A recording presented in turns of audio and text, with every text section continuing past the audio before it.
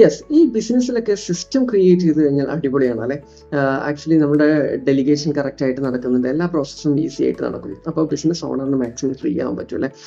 ഇത് തന്നെയാണ് ഒട്ടുമിക്ക ബിസിനസ് ഓണേഴ്സിന്റെ വിജയം എന്ന് പറയുന്നത്. അതുപോലെ തന്നെ മാർക്കറ്റിങ്ങിലും ഡിജിറ്റൽ മാർക്കറ്റിങ്ങിലും നമുക്ക് ഡെലിഗേഷൻസും നമുക്ക് സിസ്റ്റം കൊണ്ടുവരാൻ സാധിക്കും. ഈ സിസ്റ്റം ഇല്ലാതാകുമ്പോഴാണ് പല ബിസിനസ് ഓണേഴ്സും സ്ട്രഗിളിങ്ങിലേക്കും മറ്റു പ്രോബ്ലംസിലേക്കൊക്കെ പോകുന്നത്.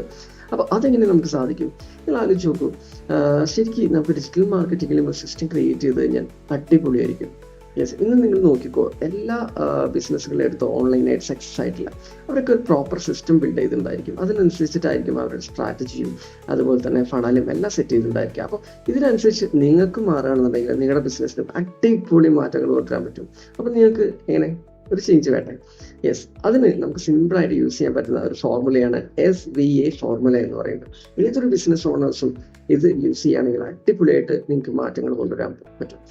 സിമ്പിളായിട്ട് പറയുകയാണെന്നുണ്ടെങ്കിൽ, ഇപ്പം നിങ്ങൾ വർഷങ്ങളോളം കുറേ പൈസ ഇൻവെസ്റ്റ് ചെയ്തു, ഒരു റിസൾട്ടും ഇല്ല, 1 വർഷം 2 വർഷം അല്ലെങ്കിൽ മാസങ്ങളോളം, ഇതിനെ നിങ്ങൾക്ക് ഈസി ആയിട്ട് ജസ്റ്റ് 3 മന്ത്, ജസ്റ്റ് 6 മന്തിനുള്ളിൽ തന്നെ നിങ്ങൾ ആഗ്രഹിച്ച സെയിലിലേക്കും നിങ്ങൾ ആഗ്രഹിച്ച ഗ്രോത്തിലേക്കും ഈസി ആയിട്ട് എത്തിക്കാൻ പറ്റും. ഇന്നത്തെ മോഡേൺ വേൾഡിൽ ഒരുപാട് ബിസിനസ്സുകൾ ഓൺലൈനിൽ സ്റ്റാർട്ട് ചെയ്ത് സക്സസ് ആയിട്ടുള്ള ഒരുപാട് സ്റ്റോറികൾ നമ്മൾ കേൾക്കാറില്ലേ. അതിലൊരു സ്റ്റോറി നിങ്ങൾക്ക് നോക്കാം. അപ്പോൾ ജസ്റ്റ് കോൺടാക്ട് ചെയ്യൂ, എനിക്ക് നിങ്ങളെ കൺസൾട്ട് ചെയ്യാൻ സാധിക്കും.